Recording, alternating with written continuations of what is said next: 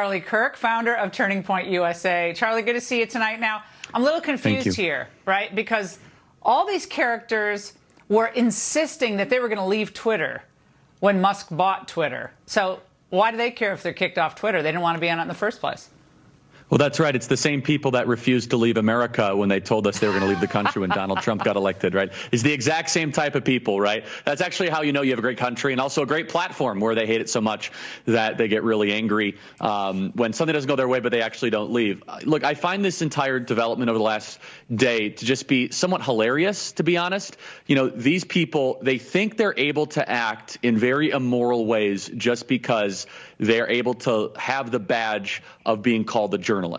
You are not allowed to publish personal information that could be tracked in real time that could result in minors or children being threatened or doxxed. That's a very reasonable line when it comes to speech. But they say, well, I'm a journalist. Look, we know exactly why you want to be able to publish this information. You want to put a culture of personal harassment on the forefront for left-wing activists. They did this with Brett Kavanaugh, which thankfully did not actually result in an assassination, but it was an assassination attempt. And so I think Elon Musk is well within his right to do this. He has showed that he's already reinstated James O'Keefe's account, Jordan Peterson's account, Project Veritas account, Babylon Bee. But the very same people, Laura, that were so insistent to try to destroy free speech in Western civilization, all of a sudden are now the biggest fighters for free speech. It's rather interesting to see. Yeah, and I thought, Charlie, that they all cared about the children.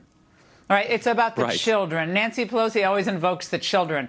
But it turns out, at least for a few of these characters, that it was intruding on a minor's privacy and obviously harassment at some point. Suddenly, like, oh, no, we should be able to do that. Imagine if the shoe were on the other foot and it was a small child of a liberal icon and a conservative type saying, we're following you and we're going to show pictures of the kid. They'd go insane.